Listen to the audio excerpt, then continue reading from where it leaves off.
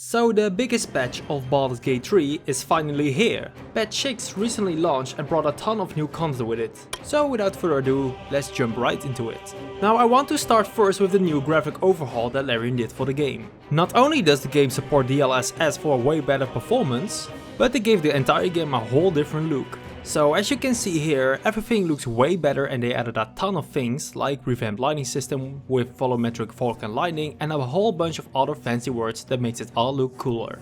And this is the second time they revamped the graphics, and I still can't believe how beautiful it all looks. For the DLSS update, you can make the game look even better or set it to performance mode, and this boosts my FPS from 60 to around 100 for a way smoother experience. This is definitely, if not the most awesome part of this update for me, because I love good game optimization.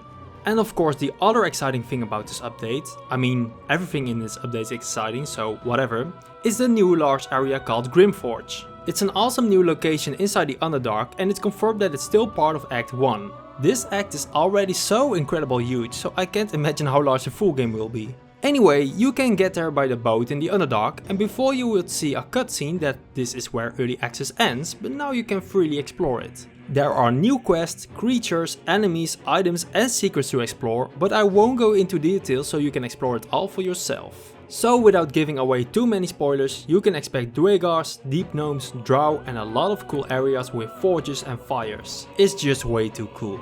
That was it for Grymforge, and now it's time for the new Sorcerer Class. We already knew about this, but now we've finally seen it in action. They added the draconic bloodline sorcerer as well as the wild magic sorcerer subclasses from the PHB.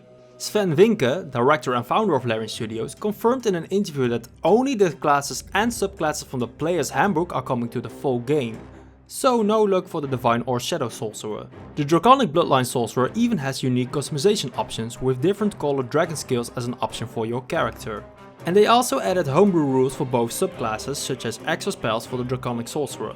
The draconic bloodline sorcerer gains extra HP and defense, as well as the ability to empower the element of their draconic ancestor at later levels. And the wild magic sorcerer is, well, the most chaotic subclass in the game, giving options for wild magic to search, giving unique and fun options happening subtly to your character.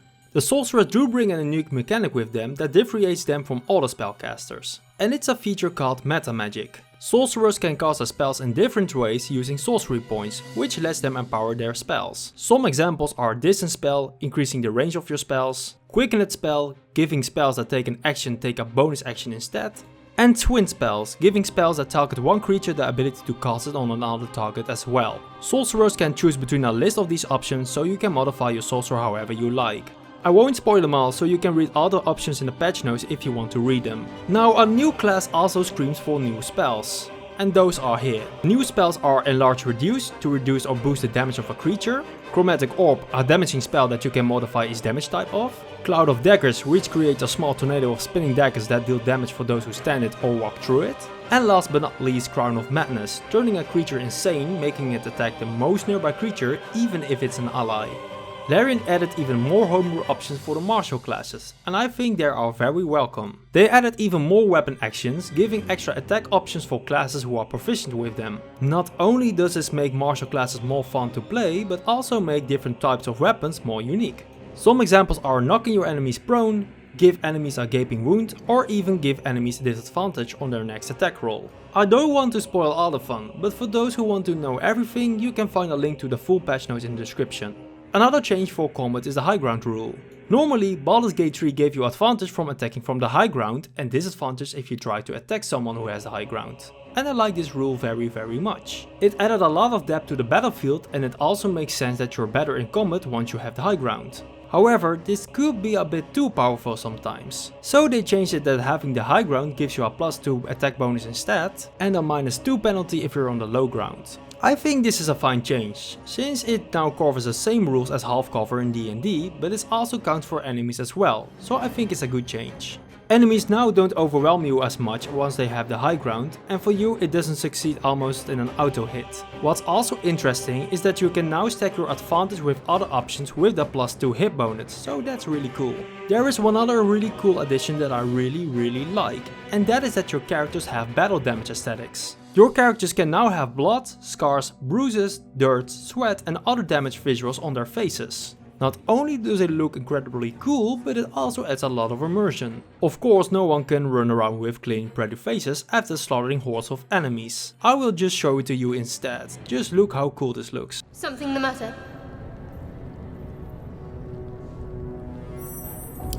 We haven't gone all that far yet. What are you referring to exactly? And of course, I can't forget about the wonderful new music.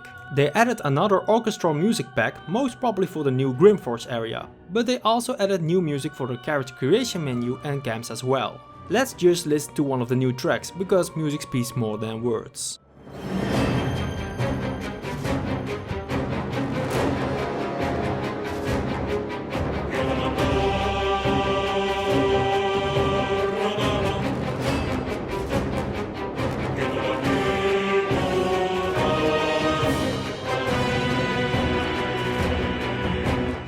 Now there are a lot of bug fixes and other small changes, like the updated background goals, a goblin prison, and it's easier to romance Lae'zel.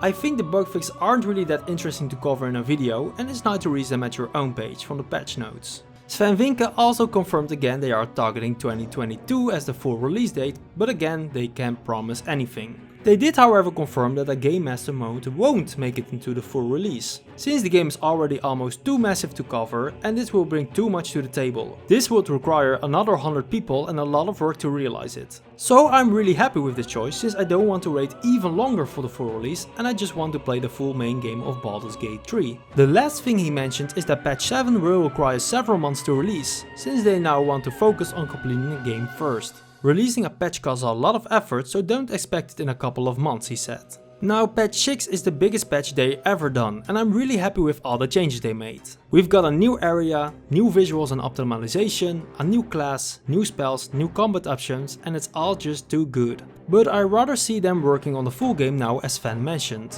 Releasing a patch does delay the game a bit and I think we have enough to playtest with. I am already really happy with the state Baldur's Gate 3 is in right now and I just can't wait for the full game. Anyway, patch 6 is now live, so go download it and have fun with it. With that, I want to thank you guys for watching and make it into the end of the video, since it really helps out for my channel. We're almost at 2k subscribers and I really appreciate all of you who are here, so thank you all guys so much. So with that, thank you all again for watching, have fun with the new content, subscribe for more Baldur's Gate 3 news, and I will see you guys next time. I see. I'd be careful with Lae'zel.